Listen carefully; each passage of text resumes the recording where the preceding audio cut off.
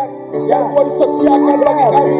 Dalam nama Tuhan Yesus, turun semua yang telah kami sediakan bagi kami. Terima kasih Tuhan.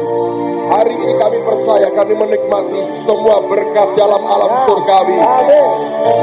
Kami percaya kami terima semua yang Kau sediakan dalam alam surgawi bagi kami. Kami percaya doa kami berkenan di hadapan Tuhan. Dan Tuhan mendengar, Tuhan sudah menjawabnya. Dan jadi realita dalam kehidupan kami. Jadi realita dalam kehidupan kami. Jadi kenyataan dalam kehidupan kami. Haleluya. Haleluya. Semua katakan haleluya. Mari katakan haleluya.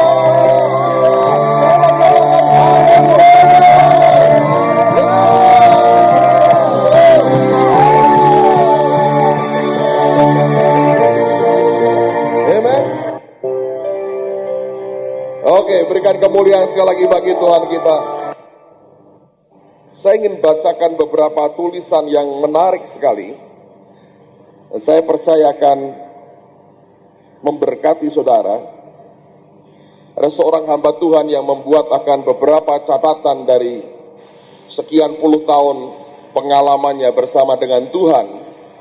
Dan saya ingin bacakan apa yang dia tulis. Dia berkata begini. Ada orang yang membuat sesuatu terjadi. Ada orang yang mengamati sesuatu yang terjadi. Ada orang yang bingung dengan apa yang terjadi. Jadi saudara punya dua pilihan. Mau membuat sesuatu terjadi, atau Anda jadi pengamat, atau jadi korbannya, dan silahkan menikmati kebingungan saudara. Hal kedua yang dia ungkapkan, dia berkata bagus sekali. Stres adalah hal yang biasa dalam kehidupan. Kalau vektor, kesalahan itu hal biasa tadi. Mungkin satu kali kalau dia sudah sangat terkenal, dia akan tulis gitu. Kesalahan hal yang biasa. Tapi orang ini berkata, stres adalah hal yang biasa dalam kehidupan. Stres itu penting untuk menyelaraskan kembali kehidupan. Sama halnya dengan tegangan itu penting untuk menyelaraskan suara senar gitar. Kalau Anda punya gitar, ya saudara harus apa itu? Di stem, ya. Ketika gitar saudara sudah begitu fales dan nadanya tidak sepantasnya, sepatutnya, yang Anda buat apa? Dibuat ditegangkan. Anda putar beberapa bagian di depan itu, dan ketika makin dibuat tegang, itu menyelaraskan akan suara yang ada. Jadi kalau Anda sedang stres, selamat, saudara sedang diselaraskan nada hidup saudara. Mungkin terlalu kendor, terlalu lama, kurang bagus, jadi selamat menikmati stres, karena stres adalah hal yang biasa dalam kehidupan. Yang berikutnya, bagus sekali, dia berkata begini. Jangan berdoa meminta kesempatan, tetapi berdoalah supaya Anda siap ketika kesempatan itu datang. Amen. Allah akan buka kesempatan, problemnya kita siap tidak. Dia berkata, sampah kemarin dapat berguna sebagai pupuk untuk besok. Ambil apa yang dulunya untuk berbuat jahat, serahkan pada Tuhan. Dan dia akan mengubahnya menjadi kebaikan. Amen. Luar biasa. Masih banyak saudara. Tenang aja. Relax.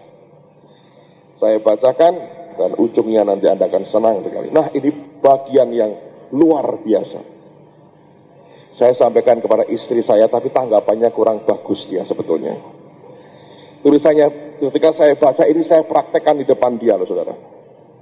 Ketika istri Anda bertanya, apakah kamu mencintaiku?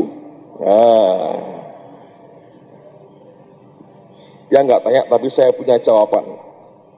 Jawaban yang benar adalah, mestinya kalau membaca sambil berlutut di depan istrinya, saudara. Sial kita. Apakah langit masih biru? Apakah air masih basah?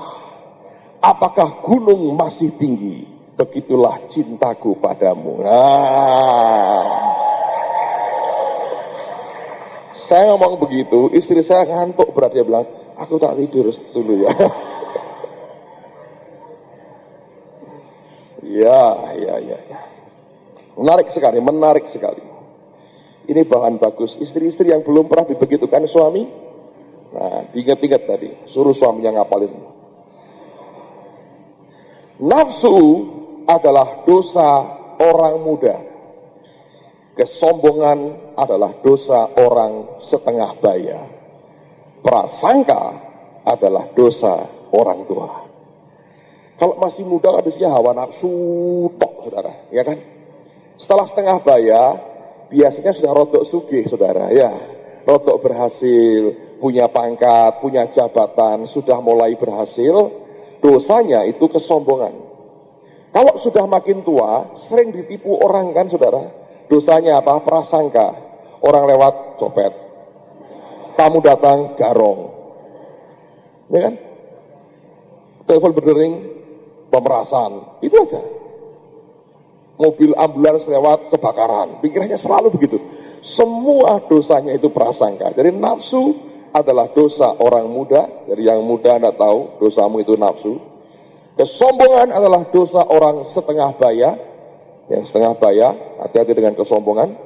Dan prasangka adalah dosa orang tua. Kalau anda merasa sudah agak tua, hati-hati, jangan sering berburuk prasangka. Nah, yang ini istri-istri senang sekali. Hal terbesar yang bisa dilakukan seorang ayah bagi anak-anaknya adalah mencintai ibu mereka. Setuju, para ibu? Dan yang terakhir, banyak sebenarnya saudara ya. Ini penting sekali. Menjadi laki-laki adalah masalah kelahiran. Menjadi pria sejati adalah masalah pilihan. Amen. Saya ulang lagi. Menjadi laki-laki adalah masalah kelahiran. Anda lahir laki-laki ya laki-laki. Tetapi dikatakan begini, menjadi pria sejati adalah masalah pilihan. Jadi kalau Anda tidak mau jadi pria sejati, jadi pria yang kurang sejati, alias katanya banci, saya perkeras saja saudara. Kalau Anda mau dapatkan tulisan ini boleh juga di Rema dijual, Maximize Manhood dalam bahasa Indonesia, karangan Dr. Edwin Louis Cole. Sebab pelayanan Edwin Louis Cole ini adalah tentang keluarga. Dia sangat bagus ketika dia bicara soal laki-laki, dia sangat dipakai Tuhan ketika dia bicara soal keluarga. Ingin mengajak kita belajar dan bahkan bermimpi dalam hidup kita. Amen, saudara. Nah, banyak orang Kristen yang tidak menyadari bahwa Tuhan itu bisa menyatakan dirinya atau kehendaknya melalui keinginan yang dia munculkan dalam hati kita dan bahkan melalui impian-impian yang dia berikan kepada kita. Yang saya katakan impian itu bukan impian kita pada waktu malam tidur lalu kita mimpi melihat bunga mekar dan dihisap madunya oleh kumbang. Lalu kita menerjemahkan bahwa oh sebentar lagi aku akan kawin, bukan begitu saudara. Tapi yang saya maksudkan adalah impian dalam pengertian Anda sungguh-sungguh bermimpi, memimpikan sesuatu yang Tuhan munculkan dalam hati saudara.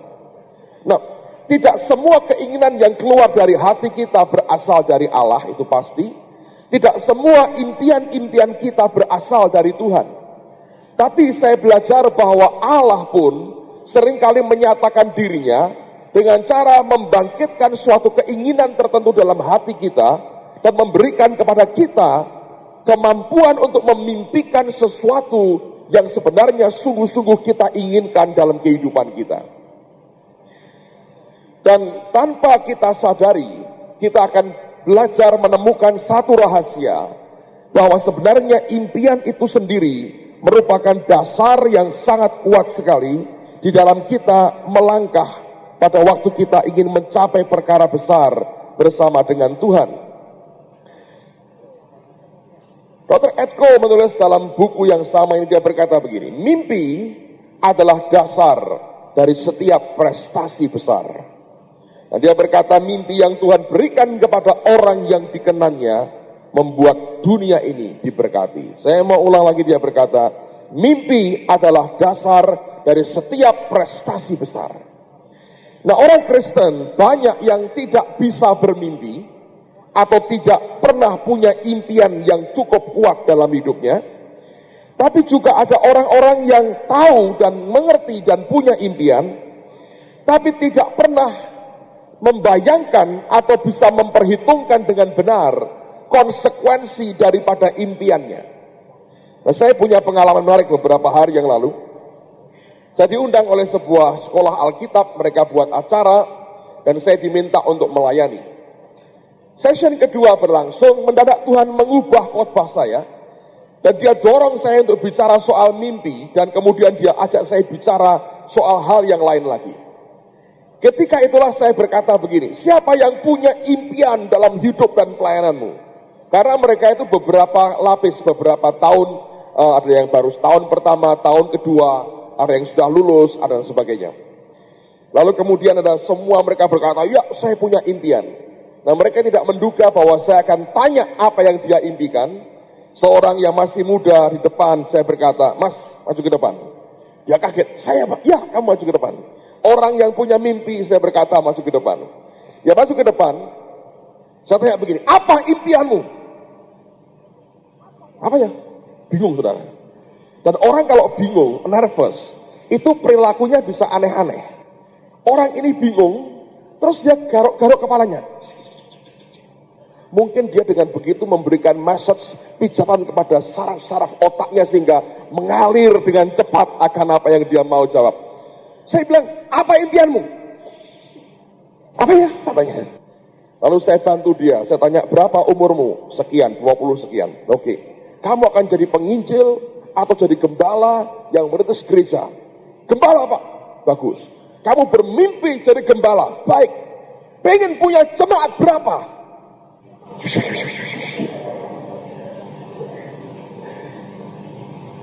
Bingung.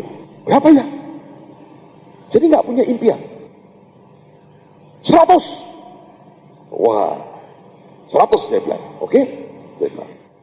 Kamu pengen punya 100. Dalam waktu berapa tahun tercapai itu? Lagi.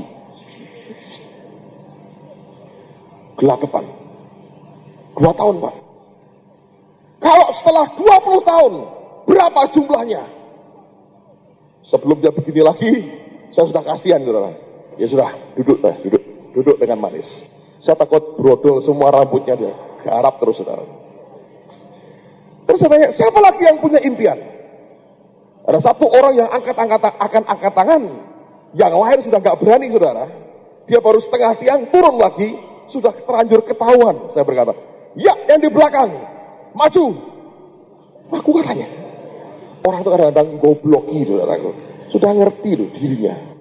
Yang kedua ini lucu, nervous, gugup, grogi, minder. Majunya begini, ya. Kok kayak gogon Sri Mulat sih? Saya bilang, ini orang gimana nih? Bayangkan kalau Anda kebaktian di gereja, Pak Pendeta menyampaikan firman, ya, ini mau sumo, gulat, atau mau tinju, saya nggak jelas. Punya impian? Punya warna saking nutupi rasa mindernya, dia jawab dengan begitu. Punya. Pengen punya gereja sejumlah berapa jemaatnya? 10.000. Katanya gitu. Dari 100, ini ekstrim ke ekstrim, saudara. Satunya 100, ada 10.000. Kaget, hebat juga nih orang. Saya berkata begini, oke, Anda mau capek berapa tahun? 20 tahun. Sudah mulai belum? Belum. Punya berapa sekarang? Belum punya, baru mau mulai. Oke, saya berkata begini. Lalu kemudian saya berkata, tahap pertama, caranya gimana supaya terwujud? Dia berkata, saya akan prayer walk dulu di daerah itu. Terus saya injili, saya bawa ke Tuhan. dirikan gereja, berkembang Pak, 20 tahun, 10.000, bagus. Saya suruh mereka semua tepuk tangan, tak suruh duduk, saudara. Minimal dia punya bayangan apa yang harus dia kerjakan. Nah, saya teruskan khotbah saya. Mendadak Tuhan rubah arah pembicaraan menjadi soal kita harus juga punya integritas dalam hal moral dan dalam hal keuangan. Dan saya tunjuk dia, saya berkata, Mas, kalau Anda bisa mempertahankan hidupmu bersih, terbukti integritas moralnya, dan dalam hal keuangan bisa dipercayai, mimpi itu akan jadi kenyataan. Mendadak itu wajah dari sudah semeringah, yakin begitu. Dan saya tahu pasti ada sesuatu dalam hidupnya. Mendadak saya sadar begini, saudara. Saya belajar ada dua tipe orang. Ada tipe orang yang tidak punya impian dalam hidupnya. Sudahlah, hidup itu gelundung aja. Mau dibawa kemana, biarkan angin berlalu. Selama langit masih biru, air masih basah, gunung masih tinggi, hidupku pasti gelundung ke arah tertentu. Wilah gitu aja. Dia nggak punya apapun, dia nggak punya impian, tidak punya kerinduan apapun. Tapi ada orang-orang yang punya impian, punya ambisi, punya keinginan. Tapi tidak pernah dia menyadari konsekuensi dari impiannya. Bahwa untuk mencapai itu seringkali harus melewati akan perjalanan peperangan yang panjang, melelahkan, dan sepertinya tidak ada batasnya untuk berakhir. Sehingga ketika semua itu dialami, berapa banyak yang akhirnya mundur dan gugur di tengah jalan. Tapi buat saya bagaimanapun lebih baik bertemu dengan orang yang punya impian dan menikmati sesuatu yang Allah munculkan dalam batinnya. Dan dia berkata, aku bermimpi satu kali ini akan terjadi. Amen, saudara. Nah, oleh karena itu hari ini saya mau ajak semua kita belajar. Mari mimpikan sesuatu. Saya akan tunjukkan beberapa hal penting buat Anda. Coba buka dulu Amsal pasal 23. Amsal pasal 23. Ayat yang ke-7. Amsal 23, ayat yang ke-7. Pada kalimat pertama aja kita akan baca, Anda perhatikan pada Alkitab saudara dari Amsal pasal 23, lihat pada ayat yang ke-7. Sebab seperti orang yang membuat perhitungan dalam dirinya sendiri, demikianlah ia. Saya ulang lagi, dengerin baik-baik. Sebab seperti orang yang membuat perhitungan dalam dirinya sendiri, demikianlah ia. Nah, dengan kata lain, Alkitab mengajar begini. Kalau Anda melihat akan dirimu sendiri, apa yang engkau lihat dalam dirimu? Saya bertanya tadi, berapa jemaat yang kau inginkan? Yang seorang berkata 100, yang seorang berkata 10.000. Dua hal yang berbeda sekali. Masing-masing berkata, aku menilai diriku mampu bersama dengan Allah mencapai sekian.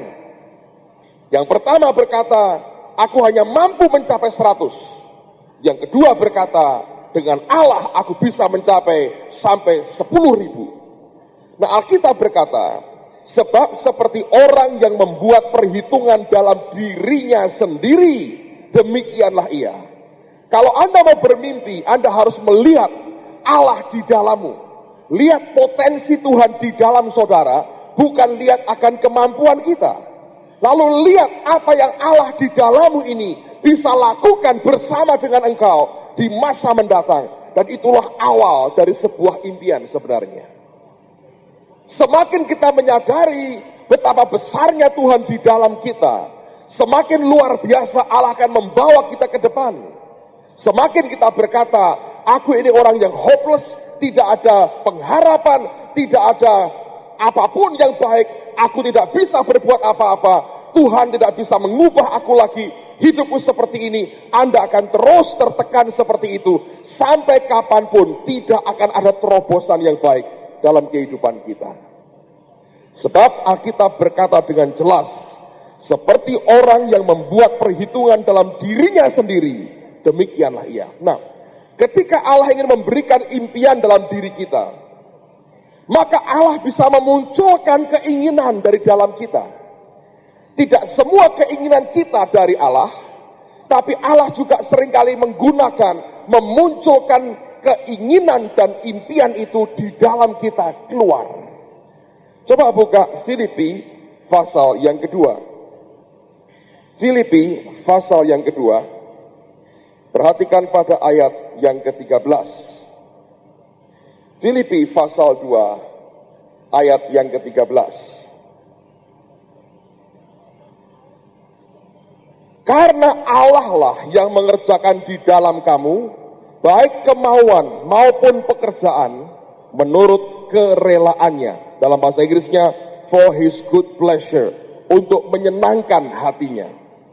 Allah lah yang mengerjakan di dalam kamu, baik itu kemauan maupun pekerjaan. Jadi adanya kemauan tertentu, kehendak tertentu, will tertentu dalam diri kita, bisa terjadi Allah yang mengerjakan.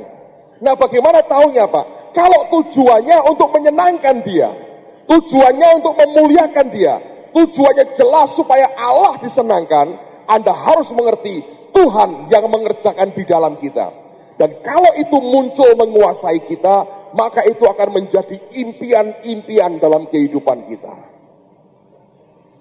Jadi yang pertama harus Anda perhatikan, ada memang yang namanya kehendak yang sungguh-sungguh dimunculkan oleh Allah sendiri. Nah, saya beri contoh akan diri saya sendiri, saudara. Banyak hamba Tuhan bersaksi bagaimana Allah panggil dia jadi hamba Tuhan. Si A berkata, oh saya terima mimpi ketemu malaikat, dan dia berkata, ikut Tuhan jadi hamba Tuhan. Bagus. Ada orang dinubuati oleh seorang nabi berkata, Tuhan panggil engkau jadi pelayan Tuhan sepenuh waktu. Dia menyerah jadi hamba Tuhan. Itu bagus.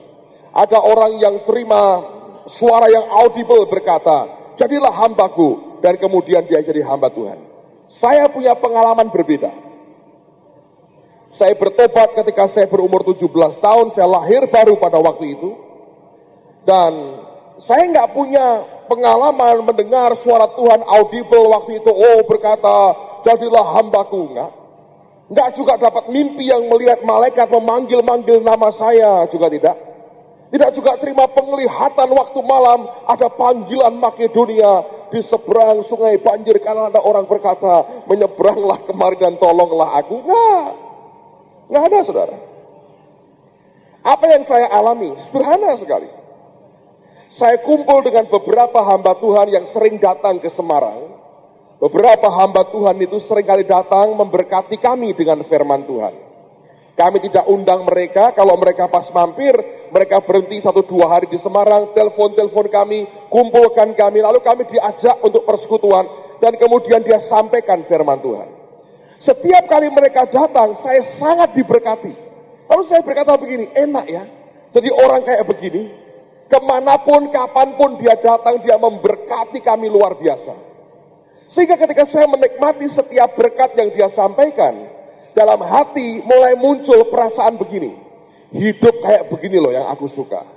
Tidak hidup hanya melulu mencari uang untuk dirinya, keluarganya, tapi hidupnya memberkati orang banyak.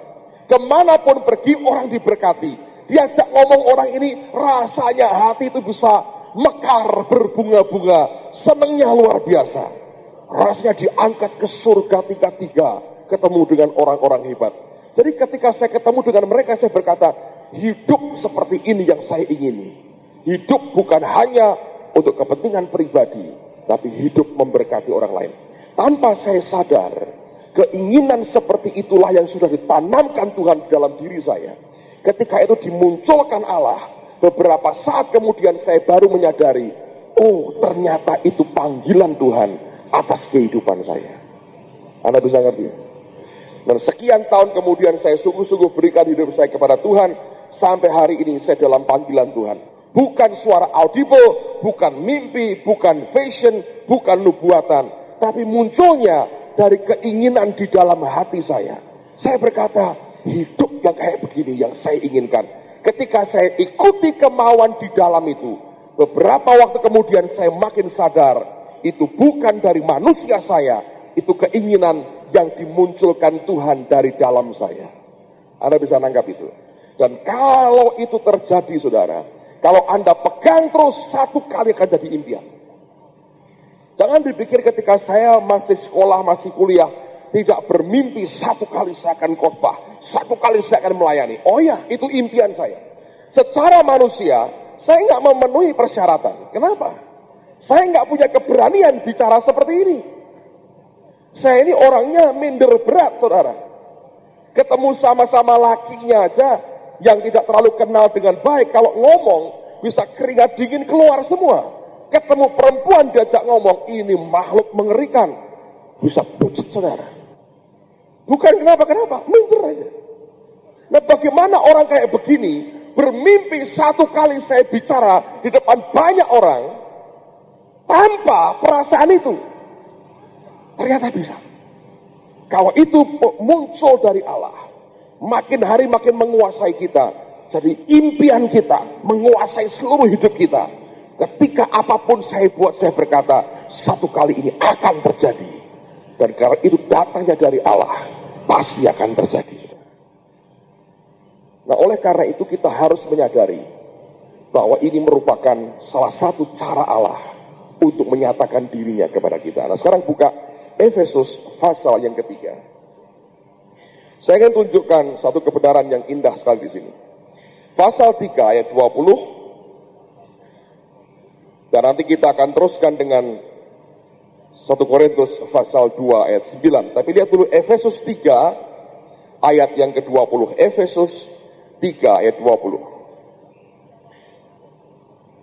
Bagi dialah yang dapat melakukan jauh lebih banyak daripada yang kita doakan atau pikirkan, seperti yang ternyata dari kuasa yang bekerja di dalam kita. Saya ulang lagi, Anda dengar baik-baik, baca Alkitab saudara. Alkitab berkata begini, bagi dialah, D-nya huruf besar, yang dapat melakukan jauh lebih banyak daripada yang kita doakan atau pikirkan, seperti yang ternyata dari kuasa yang bekerja di dalam kita. Nah, saya berikan contoh begini. Katakanlah perkataan jauh lebih banyak, saya konkretkan menjadi 3 kali lipat. Anda mikirkan sesuatu misalnya. Oh, saya ingin mencapai sesuatu dalam ketinggian 3 meter. Kalau itu yang engkau pikirkan 3 meter itu, maka Alkitab berkata, dia sanggup memberikan jauh lebih banyak. 3 meter yang engkau inginkan, yang engkau pikirkan, dia kalikan 3, jadi berapa? 9 meter. Tapi kalau engkau berpikirnya lain, aku nggak mau 3, aku ingin 7 meter. Dia memberi jauh lebih banyak dari yang engkau pikirkan. Dikalikan 3, engkau dapat berapa? 21 meter. Ada orang berkata, saya nggak mau 3, saya nggak mau 7, saya ingin 10 meter. Dia pikirkan 10 meter. Alkitab berkata, dia memberi jauh lebih banyak. Dapatnya berapa, saudara? 30. Ngerti?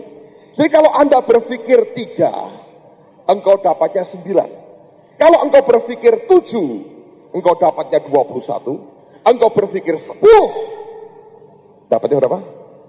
30. Jadi cara berpikirmu harus benar.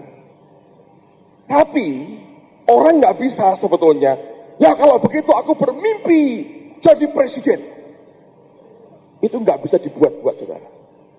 Sebab ini bukan bicara impian dari manusia, tapi ini murni apa yang Tuhan lahirkan dari dalam kita. Dan biasanya tergantung pada struktur iman kita dan kadar serta berapa kekuatan iman kita. Dari keadaan modal iman yang kita punya, disitulah sesuatu itu lahir dan mulai melambung. Dan itu selalu berkaitan dengan kekuatan daya struktur iman di dalam kita.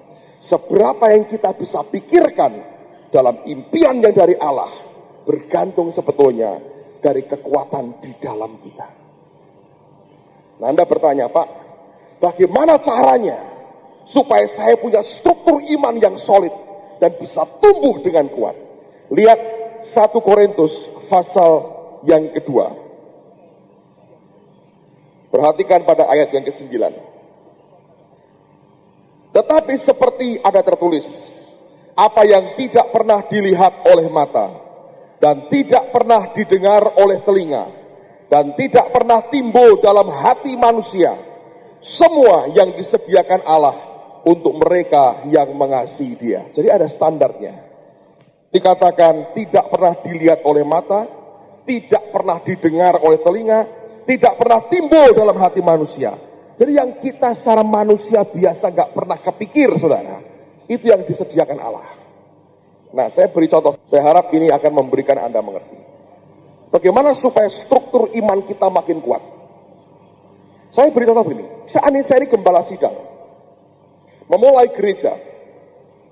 Tapi saya berkumpul dengan beberapa gembala yang lain, yang sebetulnya jumlah jemaatnya sekitar 50, 60, 70, 90. Ya.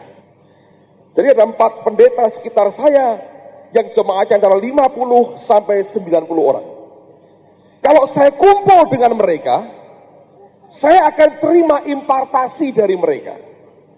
Ketika mereka sharing, mereka bicara, mereka ngobrol, yang mereka bicarakan, yang mereka omongkan, yang mereka obrolkan, tentu tentang jemaat yang berkisar 50 sampai 90. Waktu mereka bicara manajemen gereja, mereka bicara tentang sel dalam gereja, mereka bicara soal ngatur kebaktian, mereka bicara soal pos PI gereja dalam konteks 50 sampai 90 orang. Ketika saya mendengar semuanya itu, tanpa saya sadari, itu membangun struktur iman dalam diri saya. Nah, ketika saya bergaul terus dengan mereka, maka lambat laun yang terbangun adalah struktur yang teman-teman saya ini miliki. Sehingga dalam pikiran saya akan berkata begini, saya akan mulai gereja ini, dan mudah-mudahan bisa 80 orang, sudah bagus. Kan yang top di antara kami 90. Nah, waktu ternyata saya mencapai 100 orang, saya bisa berkata, hei, aku bisa lebih baik. Tapi itu sudah jauh sekali saya akan dapatkan itu dengan berat sekali. Karena saya dibangun dengan struktur 50 sampai 90 orang. Nah, ketika saya mulai berkembang, saya melihat adanya orang-orang lain yang punya jemaat 200 sampai 300 orang. Saya bergabung dengan kelompok ini, saya kumpul dengan mereka. Tidak musuhi yang lama, saya punya teman-teman baru tambahan. Ketika saya ngobrol dengan mereka, mereka bicara bukan 50 atau 80, mereka bicara 200 atau 300. Dan ketika saya ngobrol dengan mereka, saya ngomong dengan mereka, mereka cerita, mereka masukkan input yang ada dalam diri saya. Maka struktur iman saya mulai diperluas dan diperkokoh. Sekarang saya mau tidak mau diajak bicara, berpikir tentang 200 dan 300. Jadi saya berkata, mereka bisa, aku sudah punya 100. Tinggal dikalikan 2 anak-anak dari 200, saudara. Jadi saya berkata, bisa ya. Lama-lama karena saya hanya dengar terus 200, 300, 200, 300. Cara bicara mereka, cara ministry mereka, cell group mereka, apapun yang mereka katakan, menyangkut akan jumlah itu, mau tidak mau mempengaruhi hati saya, mempengaruhi cara berpikir saya. Sehingga kemudian akan timbul iman berkata, aku bisa 200. Tiba-tiba berkembang 200. Bahkan 300. Bahkan bergerak lagi. Saya berkata, bisa. Nah, ketika Anda makin berkembang lagi, Anda lihat orang lain lagi. Ini sudah bicara 500, 600. Saya berteman dengan mereka. Yang jemaatnya 500, 600. Dengan mereka masih baik, reuni sesekali, makan nasi rawon, boleh. Dengan mereka juga reuni, segoliwet juga dimakan, nggak masalah. Saya kumpul lagi dengan teman-teman baru. Yang kalau ngomong 500, 600, 500, 600. Dia bicara struktur, manajemen gereja, administrasi. Tambah rumit. Saya punya 200-300. Saya berkata, saya tinggal dobelin. Bisa saya. Nah, ketika mereka ngobrol, itu input membangun akan struktur dalam iman dalam hidup saya. Makin terbangun, makin kuat. Saya berkata, hei, aku bisa. Lihat, bahasa iman tiap-tiap kelompok berbeda. Yang di sini punya bahasa iman yang berkata, kalau bisa nembus 100, breakthrough. Bahasa imannya. Yang sini berkata, kalau bisa nembus 400, breakthrough. Hebat, doa puasa. Bahasa imannya. Yang sini berkata, kalau bisa 700, breakthrough. Bahasa imannya, levelnya berbeda. Saya bergerak. Ketika saya ikuti, ini masuk, boom. Saya bisa seperti mereka. Hei, 700, 800. Saya lihat lagi kelompok yang lain lagi. Mereka kumpul lagi di sini. 2.000, 3.000 orang. Lalu saya mulai ngomong, ini dari puluhan, ratusan. Saya bergerak. 2.000, 3.000 ya. Saya kumpul mereka. Ngomongnya 1.000, 2.000, 3.000. Wah.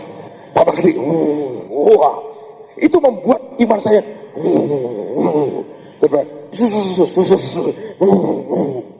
Saya kumpul dengan mereka.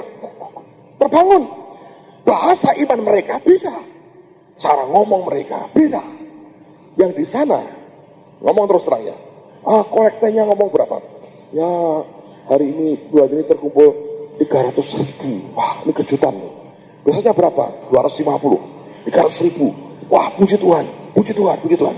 Ya ini ngomong sekian, ini ngomong sekian. Yang di sini ngomong, kita budgetnya sudah 200 juta setiap bulan. Wih, saya berkata, dengerin, belum nyampe, tapi bahasanya lain. Nangkap saudara? Kalau saya bergaul dengan mereka, saya bisa berkata, kita bisa, kita bisa, kita bisa. Saya perhatikan, tahun lalu Konghi datang, jemaat kita berapa? Waktu Konghi datang, saya kasih Anda tunjukkan sesuatu yang konkret supaya enggak. Konghi bulan apa ya? Oktober 765 Konghi datang 716. Dia sudah 6.000 ya, 5.000, 6.000 ya. Mendekati 6.000, mendekati dari 5.000 akan ke 6.000. Nah, kalau saya kumpul dengan yang 70-80, rojo saya sudah. Camat minimal. Loh iya toh, 70, 80, 90, itu ngatus. Camat. Kalau saya enjoy jadi camat di sini, saudara. Terus saya bisa jalan dengan dikelilingi oleh pendeta-pendeta. Sudah, wah, Pak Petrus sudah gitu, saudara. Tapi bahasanya, mereka nggak bisa beri input saya tambahan untuk membangun struktur di dalam saya. Anda bisa ngerti? Saya mesti gerak dong.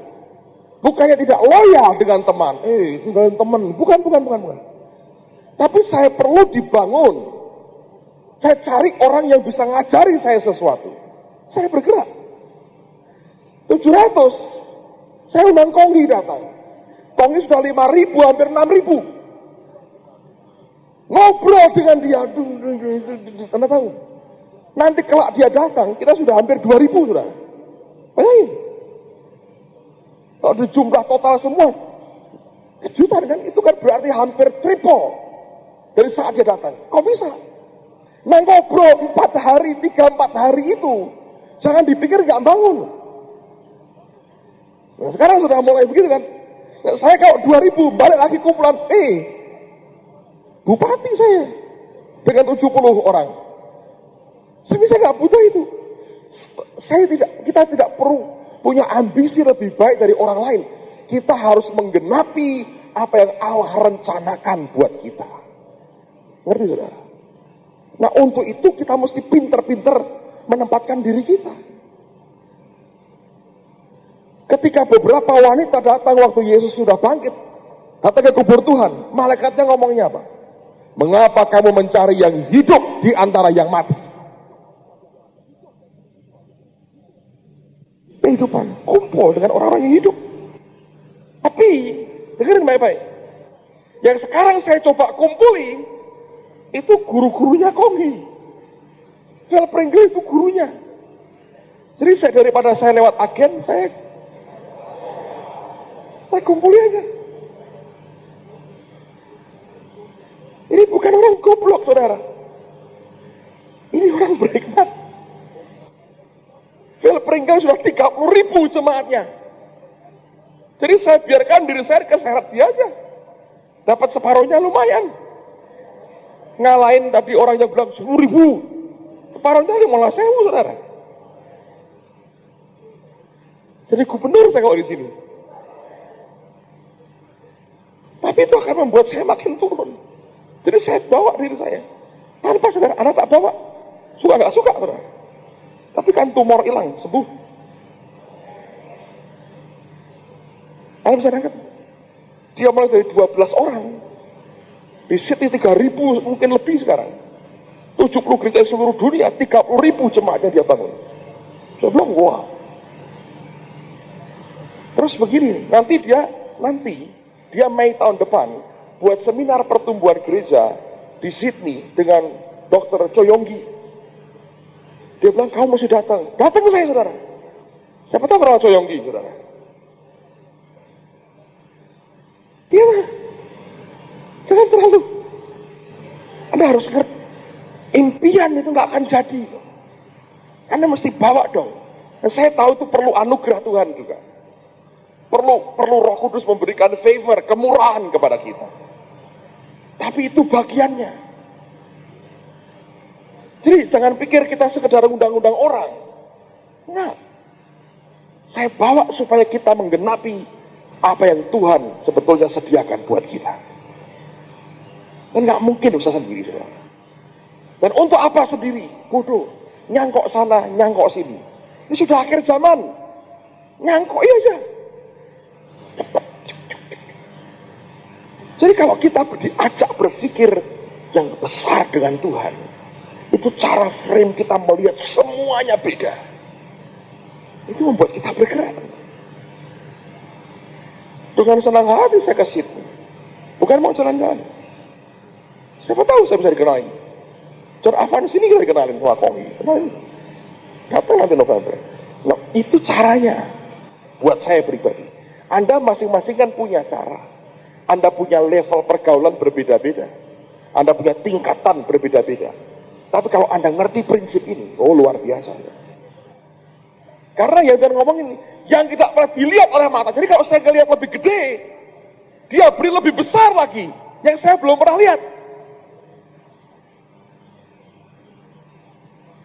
Siapa tahu Allah satu kali memberikan seperti itu. Tentu dengan rendah hati tidak akan kita tolak, bukan? Untuk berkat Tuhan. Tapi dengerin baik-baik, itu kan karena interaksi seperti itu. Jadi jangan jadi katak dalam tempurung yang kita menutup diri kita sehingga tidak berdaya melihat apa yang ada. Nah, Ed Cole tuliskan sesuatu yang bagus sekali. Saya bacain beberapa. Dia berkata begini. Ketika kita menerima filosofi orang yang gagal, maka kita telah menerima kegagalannya. Anda kumpul sama orang gagal, tiap hari batok di kopi, bekal dibelah dua, di kop sana, kop sini, kop sana, kop sini. Susah Pak hidup. Jemaat tak maju-maju. Berapa? 30. Sudah berapa tahun? 30 tahun. Bapak lahir tahun berapa? Tahun 30. Tolong puluhan kabeh, saudara. Lalu, emang susah Pak. Maka saya berkata, iya benar, saya prihatin. Yuk kita nolong bareng. Duduk, susah ya susah. saya terima kekekalannya. Amen. Alkitab mengajar, terimalah orang yang lemah imannya tanpa mempercakapkan pendapatnya. Kalau mulai ngomong, sorry ya, tutup mulut. Kita ngomong firman aja. Alkitab berkata begini. Jadi kita ini mau dibawa bergerak ke atmosfer kayak apa? Akan mempengaruhi itu. Dengan kata lain, sekitarmu itu apa? Akan mempengaruhi impian dalam hidup kita. Itu yang Alkitab ajarkan. Satu lagi saya bacain tulisannya Ed Cole, saudara. Saya berdoa Anda akan diberkati sekali. Dia tulis sesuatu yang menurut saya bagus sekali. Dia berkata begini, pengharapan adalah atmosfer untuk mujizat. Jadi kalau Anda kumpul dengan mereka yang berhasil, Anda akan berkata, ini orang bisa. Jangan terus iri. Tapi lihat, apa yang membuat dia berhasil? Tiba-tiba memunculkan pengharapan. Itu atmosfer untuk mujizat, saudara. Amen. Itu atmosfer untuk mujizat. Bisa. Nah, dalam perjanjian lama, Tuhan pernah pakai sebuah metode yang aneh sekali untuk memberkati hambanya.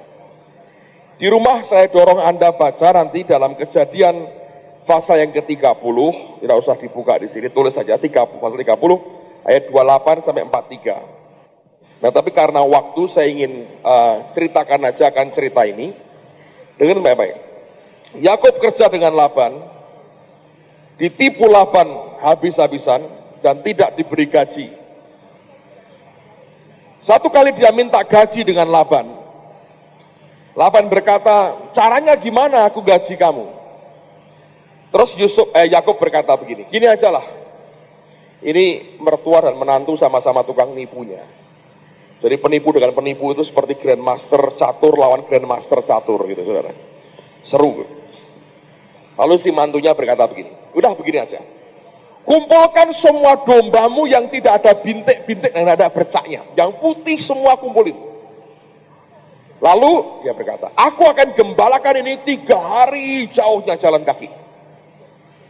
Setelah itu dia berkata gini, kalau sampai nanti ada dari yang putih dengan putih ini kawin, bisa melahirkan anak yang bintik-bintik dan bercak-bercak, itu baru upahku. Kalau putih dengan putih kawin lahirnya putih, tetap milikmu. Labannya mikir gini, ini orang diajari nggak pinter-pinter tambah goblok. Ini orang goblok. Tapi si Laban itu kan tamak. Dia bilang, oke, setuju. Ketika setuju, Yakobnya mikir, mertuaku ini gobloknya luar biasa. Dia pusi kok tidak mau. Kau nggak ngerti. Jadi Anda ngerti, itu sama dengan kalau Anda jual beli di pasar. Ya. Itu kan begitu. Saudara. Ada Anda jual gitu ya, atau Anda beli, ada penjual, nawarkan barang 10.000. Anda tawar, dapatnya 3.000. Anda beli kan? Si pembelinya pulang berkata gini, penjual goblok sekali, ditawar 3.000 dikasihkan. Dia bangga, aku ini orang nawar yang hebat. Yang jual berkata, pembeli bodoh sekali, kulaan cuma 500 dibeli 3.000 katanya. Ya lah, itu tapi dua-dua sama-sama senang, jadi partner bisnis yang baik, saling merasa pinter kan saudara, jadi mereka berteman. Laban dengan Yakub sama. Laban berkata Yakubnya goblok, Yakub berkata Laban ini goblok. Mereka pindah. Nah, apa yang Yakub perbuat, saudara? Yakub mengerti bahwa domba itu kalau berkelamin, jantan betina, itu di depan tempat minuman.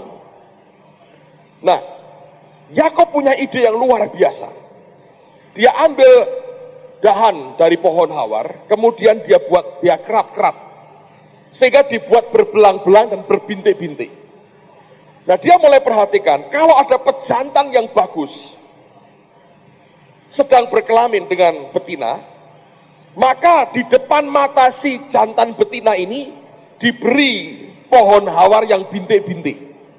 Jadi domba ini berkelamin, sambil di depan matanya bintik-bintik, anaknya bisa bintik-bintik. Kalau pejantannya kurus, sedikit asma, sedikit TBC gitu, lemes saudara, berkelamin, dibiarin sama dia. Lahir anak-anak yang lemes dan TBC dari domba itu putih. Tapi kalau pejantannya hebat, dia beri bintik-bintik di mata mereka. Sambil berkelamin bintik, lahirnya anaknya bintik-bintik. Saya pernah dengar cerita ada ibu-ibu yang benci sekali sama seseorang waktu dia hamil. Anaknya lahirnya persis yang dia benci. Ini girap-girapan terus tiap malam melihat bayinya itu kok kayak orang itu katanya. Yaitu secara medisnya bisa atau enggak saya enggak ngerti, tapi katanya pernah terjadi begitu.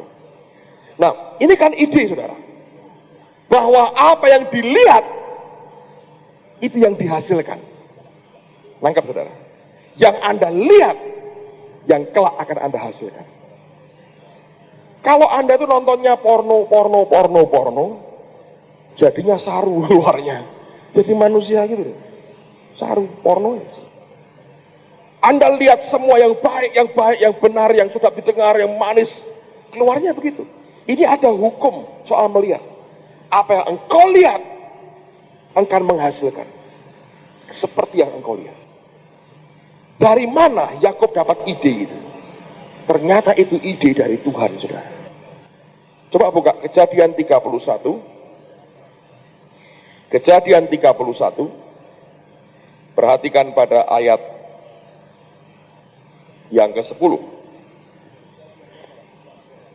Kejadian 31 ayat yang ke-10. Alkitab berkata begini. Pada suatu kali pada masa kambing domba itu suka berkelamin, maka aku bermimpi dan melihat bahwa jantan-jantan yang menjantani kambing domba itu bercoreng-coreng, berbintik-bintik dan berbelang-belang. Yakub tidak cerita detail mimpinya, tapi indikasinya kuat. Mimpinya itu memberikan inspirasi kepada dia. Dan itu mimpi berasal dari Tuhan. Jadi Allah mengerti yang engkau lihat, itulah kelak yang engkau hasilkan. Kalau Anda ingin bermimpi sesuatu yang besar dalam hidupmu, kalau Anda ingin bermimpi sesuatu yang mentakjubkan, melanda dan engkau alami, belajar bergaul dengan mereka yang punya kehidupan, belajar bergaul dengan mereka yang punya kekuatan dalam Tuhan yang luar biasa. Satu kali hal itu akan jadi realita dalam kehidupan saudara. Saya mau akhiri dengan ini saudara. Ketika saya dipanggil Tuhan jadi hamba Tuhan, saya tahu satu hal. Pada waktu itu, orang kalau dengar kata hamba Tuhan, mereka bayangkan ini orang miskin, nggak punya apa-apa, hidup susah, puasa terpaksa, di bawah belas kasihan majelis. Repotnya kalau minta naikkan gaji, dirapatkan orang banyak di depannya dia, suatu susah sekali. Katanya rohaniwan, diinjek-injek sama orang yang tidak rohani, dan itu merupakan hal yang mengerikan sekali. Jadi kalau dengar hamba Tuhan waktu itu, waduh, kalau nggak terpaksa, sudahlah, jangan izinkan anakmu jadi hamba Tuhan, kata orang-orang tua.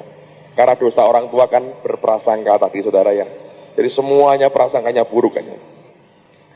Nah, saya sadar bahwa itu image dalam benak banyak orang begitu. Tapi ada dua hal yang menguntungkan pada saat itu, yang Tuhan izinkan terjadi. Yang pertama, saya banyak baca bukunya Kenneth Hagin soal iman. Dia ngomong iman, itu masuk betul dalam diri saya. Tapi yang kedua, ada pengalaman menarik. Ada seorang hamba Tuhan yang sangat memberkati kami pada waktu itu. Datang ke Semarang, pelayanan beberapa hari. Terus dia akan ke Jakarta hari itu. Dan dia mau naik pesawat terbang. Nah, zaman itu cukup langka orang naik pesawat terbang. Tidak seperti sekarang, saudara. Sekarang itu jadi langka lagi karena mahal. Tapi dulu jarang-jarang. Airport itu nggak serame sekarang. Nah, saya antarkan dia. Saya bawakan tasnya. Lalu dia antri di loket beli tiket mau ke Jakarta. Saya dampingi dia, saya bawakan tasnya, saya di sebelahnya. Tanpa saya ngerti ternyata ini orang memang suka pamer. Belakangan saya diajak juga dia ke tempat bank account-nya dia, banknya dia, tunjukkan bank account-nya, duitnya berapa dan sebagainya. Dia memang suka pamer. Jadi kalau Anda ketemu orang suka pamer, berbahagialah. Jangan dimusuhi, karena orang suka pamer itu memperluas cakrawala kita. Ya kan, saudara? Kalau dia mulai pamer, tanya aja, masih punya yang lain lagi apa? Oh ini berlian, buat saya satu boleh. Siapa tahu dikasih, saudara. Gak apa-apa. Diberi pujian sedikit, minta satu, nanti kan dikasih, saudara. Ini rahasia mendapatkan berkat. Jadi kalau orang pamer itu jangan dimusuhi, baik itu, puji Tuhan. Dia bisa, aku bisa. Dulu kami sering nyanyi lagu Tuhan itu luar biasa, kalau lain ditolong saya juga, kalau yang lain diberkati gua juga ikut. Pokoknya ada dipameri orang itu, terima aja dengan senang hati, karena itu bagus, memperluas cakrawala kita. Nah, apa yang terjadi ketika kurang beberapa orang di depan dia keluarkan dompetnya, dia mau siapkan uang, dan dia buka di depan saya dengan terang-terangan begini. Belakangan saya tahu memang dia suka pamer, saudara. Dan uangnya banyak, saudara. Saya heran, ini pendeta, uangnya banyak. Dompetnya sudah hampir gak bisa ditutup. Sampai begitu. Saya berkata, ini pendeta, duitnya banyak. Cuma di hati, saudara. Nggak ngomong. Tapi pemandangan itu, bukan penglihatan. Pemandangan itu membuat saya berkata begini, iya. Siapa bilang aku harus hidup seperti dengan keadaan miskin? Dia diberkati. Tuhan menyertai. Yang penting Tuhan menyertai. Berubahnya. Sejak itu tidak pernah saya proyeksikan diri saya jadi orang miskin. Tidak pernah saya siapkan diri saya jadi orang melarat. Saya siapkan diri saya jadi orang yang diberkati. Karena Allah yang saya sembah, Allah yang luar biasa. Amen, saudara. Kalau kita ngerti soal ini, mari bermimpi, saudara. Mimpikan sesuatu yang bagus. Jangan kumpul sama orang kikir, itu merontokkan imanmu. Jangan kumpul sama orang cabul, itu menggugurkan imanmu. Jangan kumpul sama orang yang tidak cinta Tuhan, itu membuat padam hatimu. Kumpul dengan orang yang murah hati, orang yang berani memberi, orang yang taat, orang-orang yang berani radikal dengan Tuhan. Anda akan dibangun, struktur imanmu akan makin kuat, sehingga satu kali Allah akan bangkitkan sesuatu yang luar biasa dalam kehidupan kita. Selamat bermimpi, saudara. Tidurnya hari ini, mimpi yang indah. Coba kalau itu senyum itu. Sesekali, hahaha gitu tuh. Jangan, turu gira-girapan terus. Berhenti, saudara. Mimpi itu yang enak gitu loh, saudara. Amen. Kalau adikmu tanya, suamimu tanya, istrimu tanya, kamu kok senyum terus? Iya, aku hari ini melihat langit terbuka, malaikat naik turun. Sungguh bantal ini tempat kudus Tuhan. Abang mimpi itu yang gitu-gitu. Dan begitu Anda bangun, Anda salami orang serumahmu, kenalkan, hamba dari Allah yang besar. Amen, saudara. Begitu. Saya bilang, doain ya, utangku ditagih wong terus.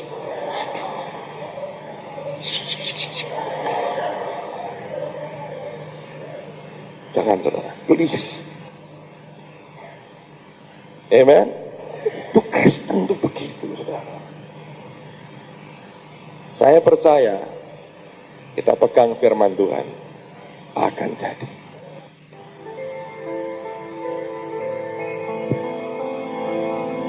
Mari semua angkat tangan ke tangan saudara.